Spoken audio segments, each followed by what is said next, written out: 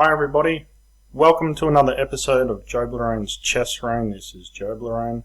Today I'm going to go through a game that I had in the Bundaberg Open from the 27th to the 28th of November this year.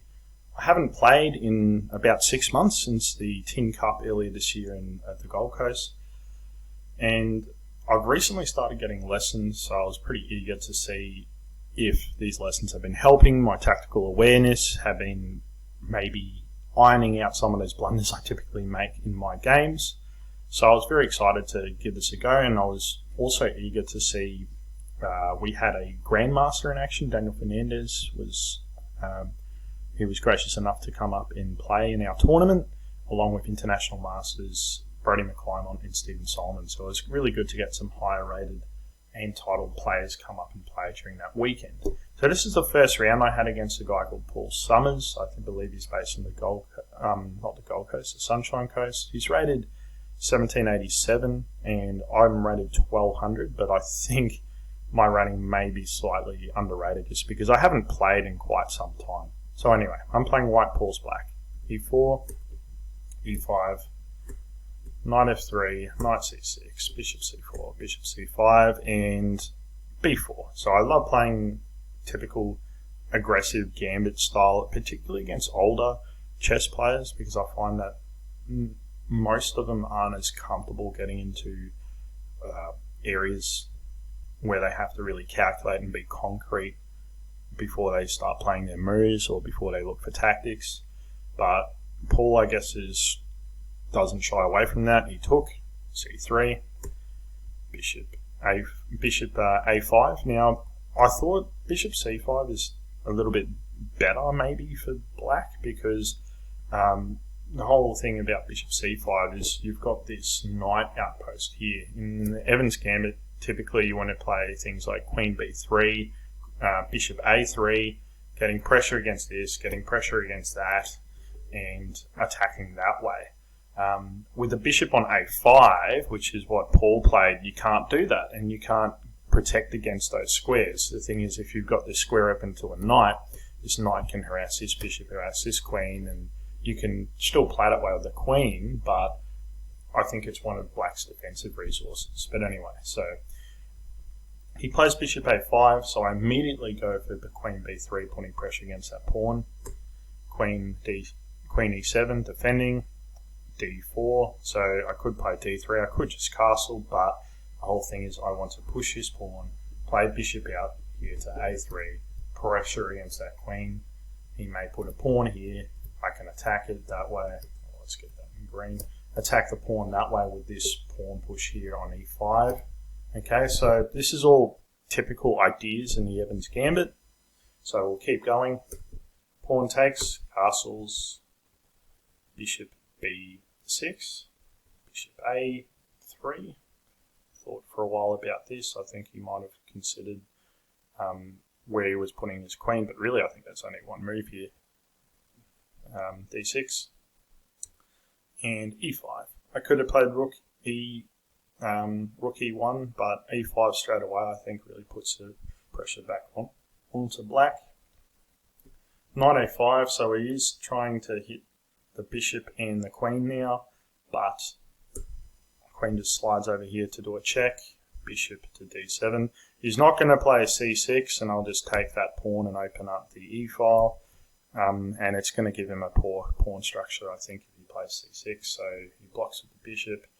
Bishop to B5. Again, he's not going to play C6 because the bishop will retreat, the queen will retreat, and then his pawns on the queen side don't look so great, so he won't castle there. And he still needs to get his knight out. It's funny because that knight really doesn't move the whole game. He doesn't touch the rook the whole game either. So pawn to A6, bishop takes, and queen D1. Now, I thought this was the best queen because you see all these green arrows highlighted. The queen controls the white squares, D1 to A4. The queen also hits the black pawn there on D4, and the rook can slide over to E1 and join in the attack that way, and it's protected by the queen. But after the game, my opponent said, I was really surprised why you played Queen D1. I didn't know why you would play that move. And I was the opposite. I thought, well, where else would you put the queen? So Queen's doing a fair bit of work here. Knight c4, so he really wants to go after that bishop. Maybe he still dreams of castling, but I chomped the pawn, and I thought this was a mistake, just because now I lock his king into the middle. If you put it on the computer, I think the computer will probably say, oh, it's okay, but there's no way I'd want to play this position as black after knight takes and rook e1 check. Okay, so rook e1 check. Now, king's definitely not going to d8 because we go into this knight check, controlling all these squares, be a disaster if the queen took that pawn. Okay, queen can probably go to f5 instead, but you don't want to play this as black. I just think this is super awkward and uncomfortable. The queen's got to run away somewhere. My queen can come out to g5. I think it's pretty easy to play from white's point of view.